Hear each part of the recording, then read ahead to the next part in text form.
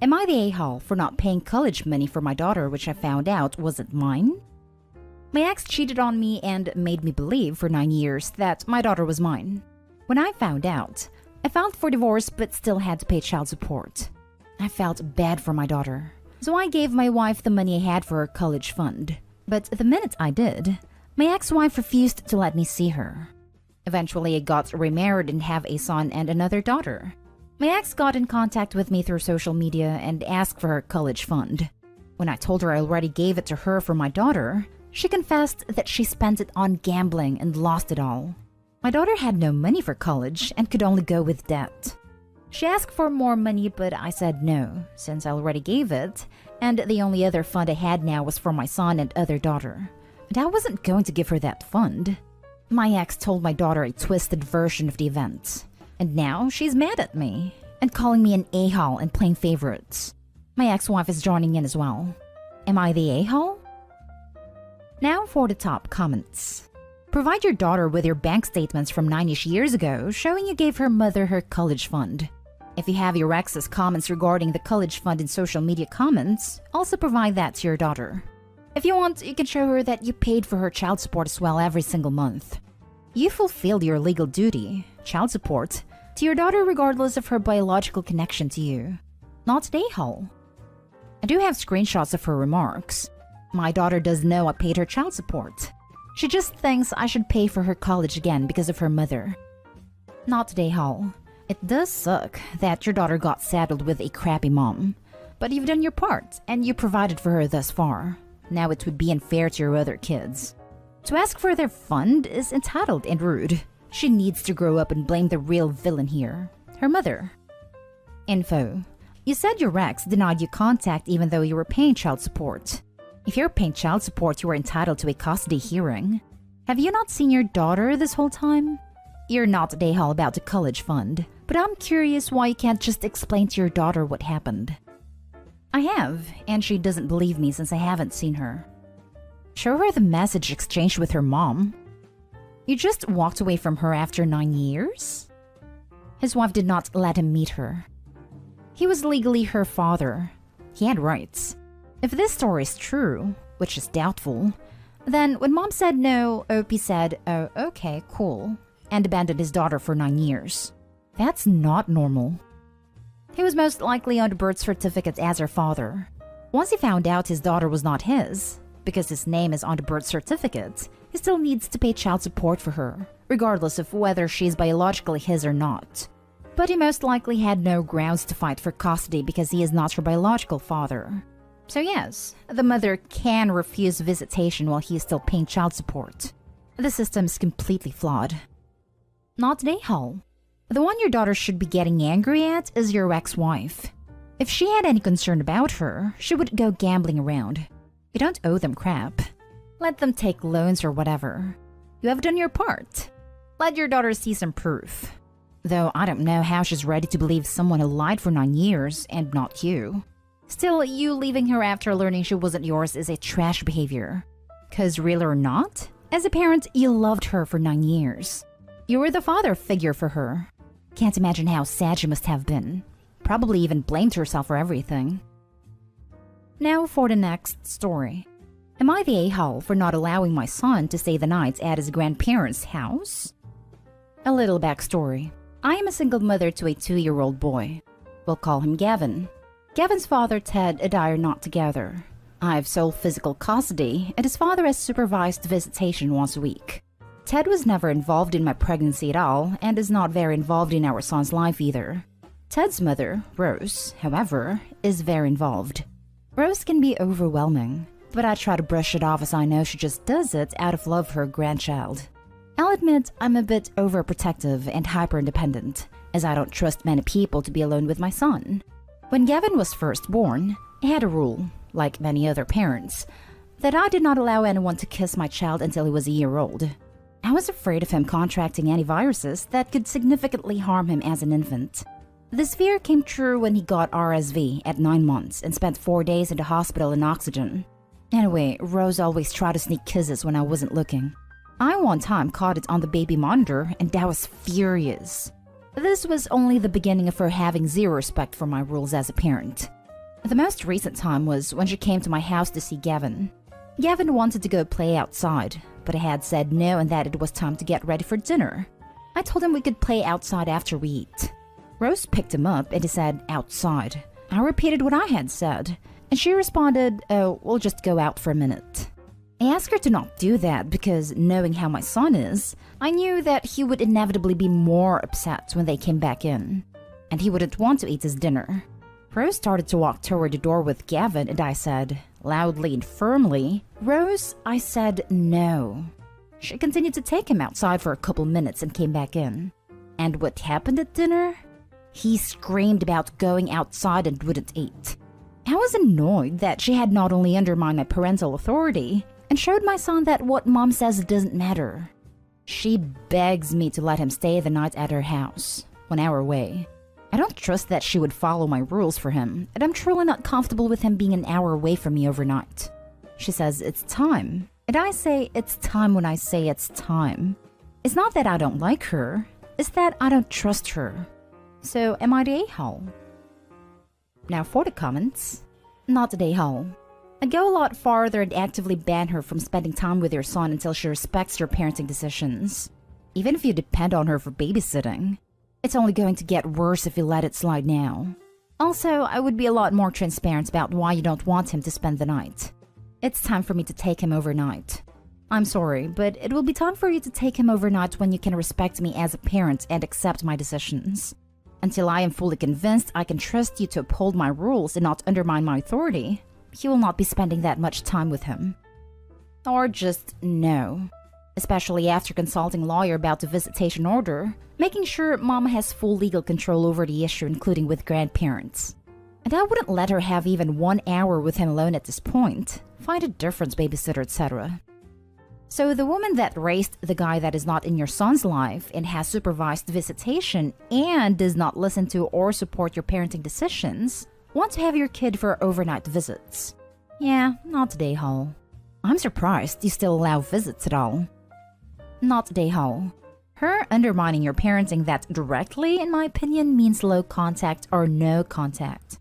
She is outright not listening to you, and any boundaries you set that even concern your child's health.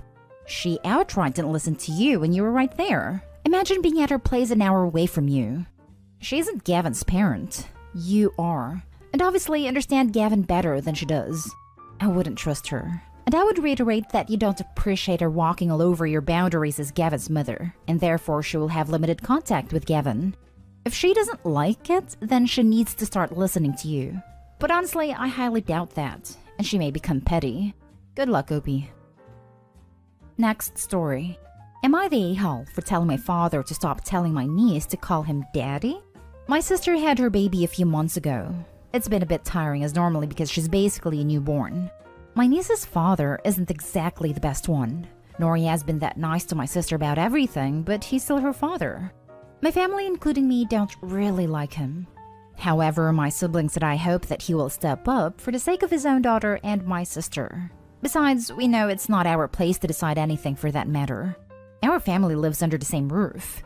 My parents think differently. They want him completely out of the picture and basically hate him. They are rude towards him and will constantly belittle him. My father is an extremely impulsive and jealous person.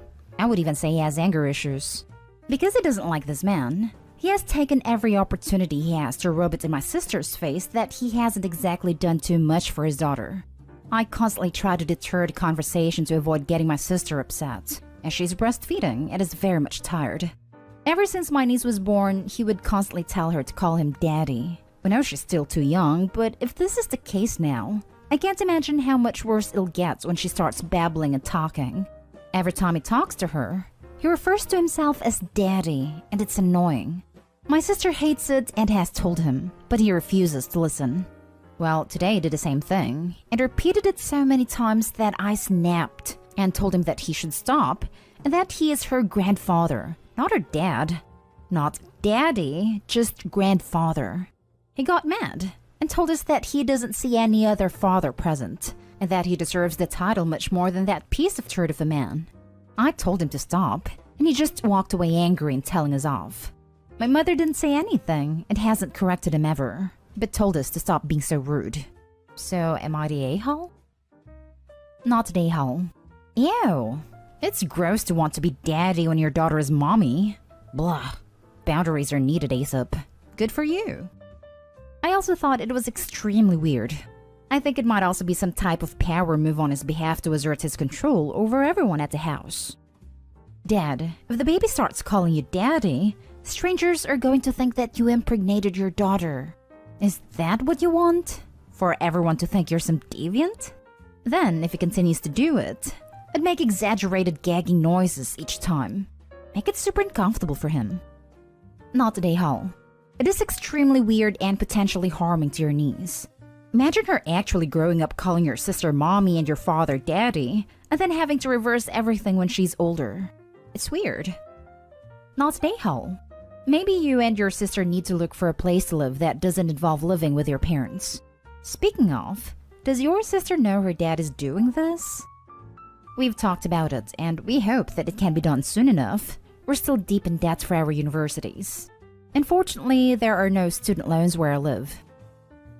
Last story is titled, Am I the a-hole for saying I won't recommend my nephew's mom for a job? So long story short, when I, 28 female, was in high school, I was tormented by this girl Amy, 28 female. Amy treated me like crap in freshman year, to the point she was kicked out of school. It didn't help because we were on the same softball and basketball team. And she treated me like crap there too, until I quit because I couldn't deal and they wouldn't kick her off the team.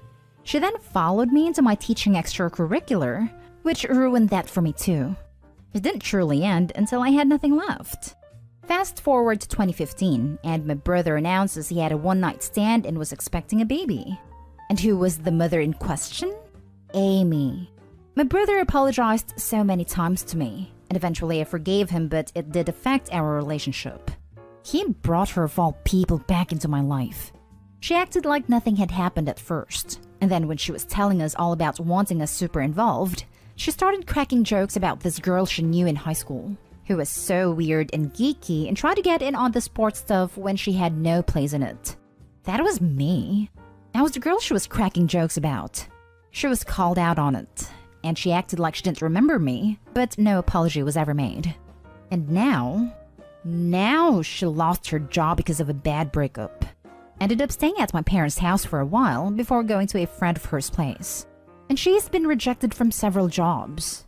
She has a pending application where I work, and she asked me to put in a good word for her so she can get it.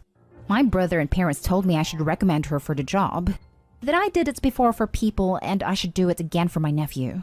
But I can't work with her and see her for my nephew's sake. I don't want her in my life at all. And I can feel it already bothering more that she's part of our lives now because of my nephew. I love him. But if I could change who his mother was, I would in a heartbeat. I hate her for what she did to me, and I can never forgive and forget. I just try not to deal with her too much. So I said no. I told them I couldn't do it. Now everyone thinks I'm an a-hole, because my nephew has a mom with no job, which means less stability for him as she's been going through a few different places to live with friends. The fact is, my voice would hold some weight and she would likely get the job if I said something. Am I the a-hole for not? Not the a-hole. She's never stopped being toxic, and you aren't obligated to help her ruin your work environment. You'd end up quitting, or at best looking like an unreliable jerk. That said, unless your family's on a first-name basis with your management, maybe you should have lied.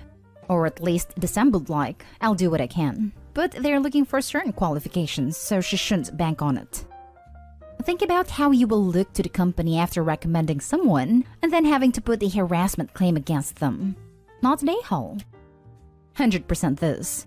You don't need to risk your own professional reputation for someone that has displayed their own inability throughout multiple years and on multiple occasions to behave civilly.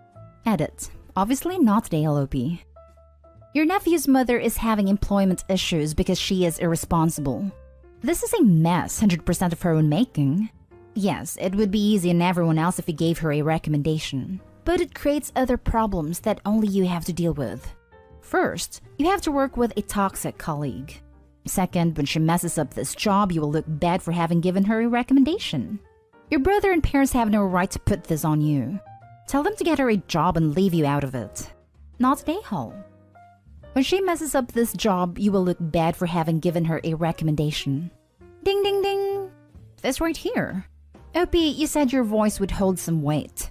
How do you think that would change if your nephew's mother messed up at this job? It doesn't seem like she ever stopped being a toxic person, so her messing up at some point seems rather likely.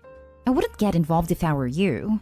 About your family, maybe act like you put in a good word for her but don't actually do it? Just an idea. I think in this situation it would be okay to lie in order to keep the peace. But your family are a-holes for trying to guilt you into doing something you don't want to do, especially as it's something that would make you uncomfortable on a daily basis. Working with your former tormentor sounds like a nightmare, and you might face negative consequences at some point. Not a a-hole. You would be inviting your tormentor in your space. She has hurt you badly, and does not have the right to ask this from you. If they really want to, everyone else can help out, but you are in the clear. She didn't even apologize. What do they say? You reap what you sow?